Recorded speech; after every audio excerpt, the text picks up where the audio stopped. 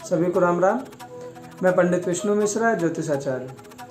दिनांक 17 जुलाई 2024 दिन बुधवार को देवशयनी एकादशी पड़ रही है तथा इस दिन भगवान विष्णु 4 मास यानी कार्तिक मास की देव उठनी एकादशी तक के लिए पृथ्वी का संचालन करने के कारण थक जाने से अपने क्षीर सागर में शेषनाग की सैया पर विश्राम करने के लिए चले जाते हैं।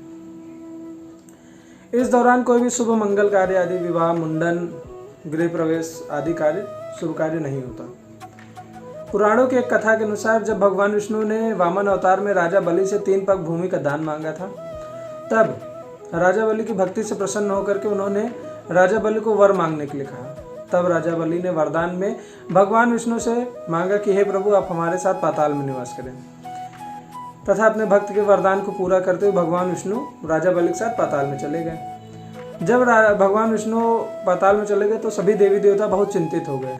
तब माता लक्ष्मी ने प्रथम बार राजा बलि को अपने भाई के रूप में राखी बांधी तथा उनसे वचन मांगा कि वे भगवान विष्णु को मुक्त कर दें।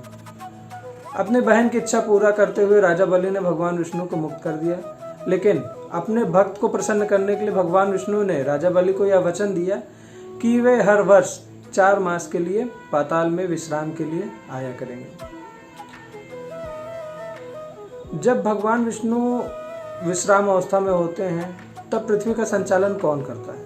क्योंकि भगवान विष्णु हमारे पालन करता है, इस पृथ्वी का पालन तथा संचालन भगवान विष्णु के कार्यभार में है। तब अन्य देवी देवताएं उनका यह कार्यभार संभालते हैं तथा 4 मास के लिए वे पृथ्वी का संचालन करते हैं। जैसे कि देवशयनी एकादशी के 4 दिन बाद गुरु पूर्णिमा पड़ती है, तो 4 दिन के लिए भगवान गुरु, देवगुरु बृहस्पति पृथ्वी का संचालन करते हैं। तत्पश्चात परम पावन श्रावण मास प्रारंभ हो जाता है, तो भगवान शिव 1 मास तक पृथ्वी का पालन तथा संचालन करते हैं। श्रावण मास के खत्म होते ही भाद्रपद मास प्रारंभ हो जाता है तथा 19 दिन तक भगवान कृष्ण इस पृथ्वी का पालन संचालन करते हैं। भाद्रपद मास के 19 दिन होते ही गणेश चतुर्थी पड़ती है तथा 10 दिन तक भगवान गणेश के द्वारा पृथ्वी के संचालन और पालन का कार्यभार देखा जाता है।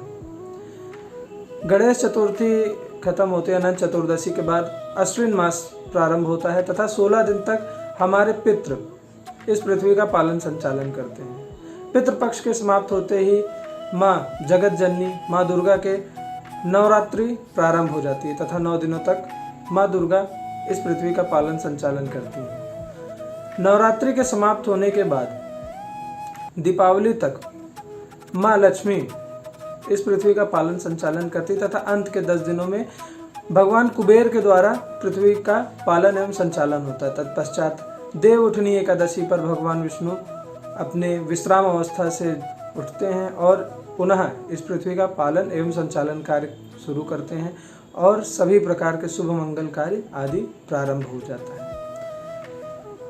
इस चतुर्मास को तपस्या का या पूजन का मास कहा जाता है।